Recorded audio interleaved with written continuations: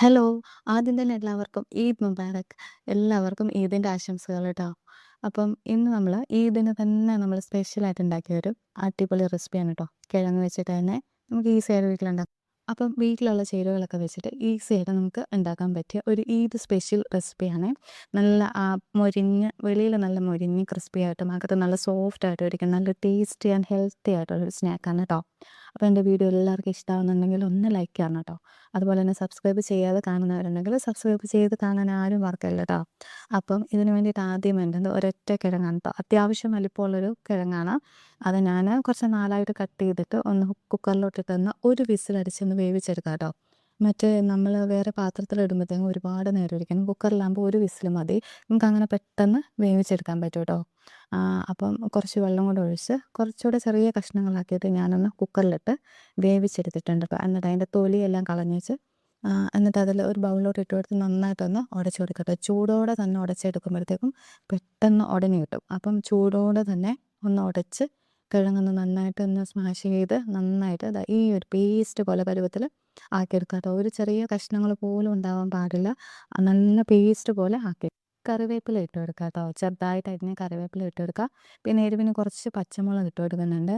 പിന്നെ വെളുത്തുള്ളി ഉണ്ടല്ലോ അത് ചെറുതായിട്ട് അരിഞ്ഞത് ഇട്ട് കൊടുക്കുന്നുണ്ട്. പിന്നെ വേണ്ടത് ക്യാബേജ് ഉണ്ടല്ലോ ഒരു കൈപ്പിടി ക്യാബേജ് ചെറുതായിട്ട് അരിഞ്ഞത് ഇട്ട് കൊടുക്കുക. പിന്നെ സവോള അതുപോലെ കുഞ്ഞായിട്ട് അരിഞ്ഞ സവോളയും കൂടി ഇട്ട് കൊടുക്കുക ട്ടോ.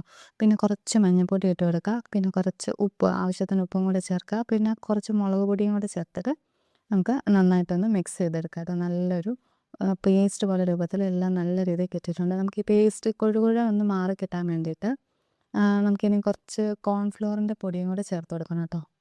നമുക്ക് അതിലോട്ട് കുറച്ച് കോൺഫ്ലോർ കൂടെ ആഡ് ചെയ്ത് കൊടുക്കുക. അതായത് നമുക്കതൊന്ന് ഒട്ടി പിടിക്കുന്ന ആ ഒരു പരുവം മാറി കിട്ടാൻ വേണ്ടിയിട്ട് കോൺഫ്ലോർ ഒന്ന് ആഡ് ചെയ്ത് കൊടുക്കുക. എന്നിട്ട് കയ്യിൽ കുറച്ച് എണ്ണയൊന്ന് തേച്ച് വെക്കുക. അതായത് ഒട്ടി പിടിക്കാതിരിക്കാൻ വേണ്ടിയിട്ട്. അപ്പോൾ നമുക്ക് ആ ഡവ് എടുത്തിട്ട് നല്ല ഷേപ്പിലൊന്ന് ഉരുട്ടിയെടുക്കാം. കയ്യിൽ ഒട്ടി പിടിക്കാതെ തന്നെ നമുക്ക് പെട്ടെന്ന് കയ്യിൽ ആ ഷേപ്പിൽ ഒരു വടയുടെ ഷേപ്പിൽ ഞാൻ ആക്കി എടുത്തിട്ടുണ്ട്. അപ്പോൾ അതേപോലെ രണ്ടാമതും എണ്ണ പ്രത്യേകം തേക്കുക. അല്ലെങ്കിൽ കയ്യിലിങ്ങനെ ഒട്ടി പിടിച്ച് പകുതിയോളം ആ കിഴങ്ങിൻ്റെ ആ ഒരു മാവ് അതങ്ങ് മാറിപ്പോവും.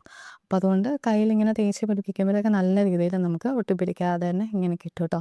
അപ്പോൾ ദാ ഇങ്ങനെ വടയുടെ ഷേപ്പിൽ ഞാൻ നന്നായിട്ട് ഒന്ന് ഷേപ്പ് ചെയ്താക്കി എടുത്തിട്ടുണ്ട്.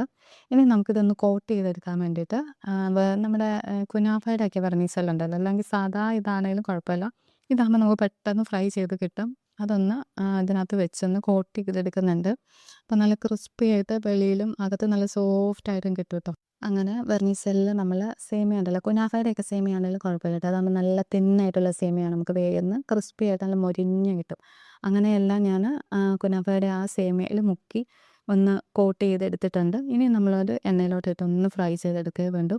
കയ്യിലോട്ട് പിടിക്കാതിരിക്കാനായിട്ട് ഒരു തവി വെച്ചിട്ട് നമ്മുടെ ഈ ചട്ടുകം പോലത്തെ തവി വെച്ചിട്ട് ഒന്ന് എണ്ണയിലോട്ടിട്ട് കുറച്ച് എണ്ണ തേച്ചേച്ച് അങ്ങനെ അതിലോട്ട് ഇട്ട് കൊടുത്താൽ വേഗം അതിൽ നിന്ന് ഊരിപ്പോവും ട്ടോ. ശരിക്കും നല്ല ടേസ്റ്റാണ് ഇത് കഴിക്കാനായിട്ട്. നമ്മൾ ഈ കിഴങ്ങ് ഫ്രഞ്ച് ഫ്രൈസ് പോലല്ലാതെ നമ്മൾ ഈ കിഴങ്ങ് പുഴുങ്ങിയിട്ട് കഴിക്കുമ്പോൾ നല്ലൊരു ക്രിസ്പി ആയിട്ട് കിട്ടും ട്ടോ. അതുപോലെ നല്ല ഹെൽത്തി ആയിട്ടുള്ളൊരു സ്നാക്കാണ്. വീട്ടിലുള്ള ചേരുവകളൊക്കെ വെച്ചിട്ട് ഒരൊറ്റ കിഴങ്ങ് വെച്ചിട്ടാണ് നമ്മളിങ്ങനെ ചെയ്യുന്നത്. അപ്പോൾ ഈ ഇഫ്താറിന് എന്തായാലും മസ്റ്റ് ട്രൈ ആയിട്ടാണ്. അപ്പോൾ എല്ലാവരും ഇതൊന്ന് ട്രൈ ചെയ്ത് നോക്കുക.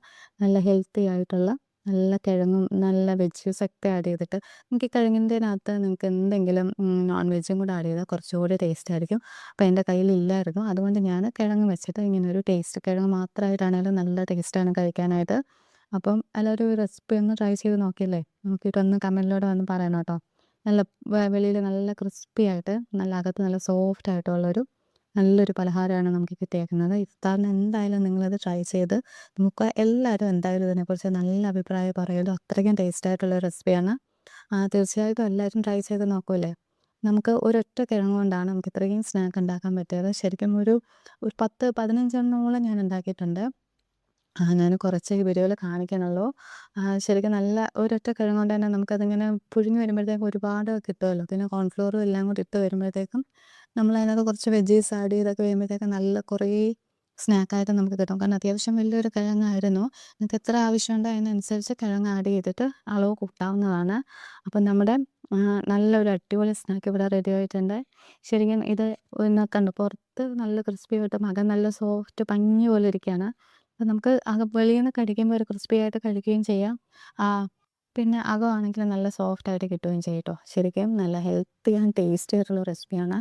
എന്തായാലും ഇത് മസ്റ്റ് ട്രൈ ആയിട്ടാണ് കേട്ടോ. എല്ലാ കുട്ടികൾക്കൊക്കെ വളരെ ഇഷ്ടപ്പെടും.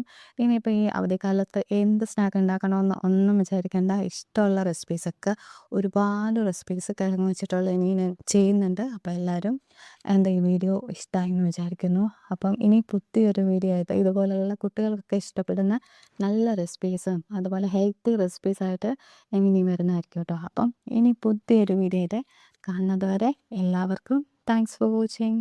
ബൈ.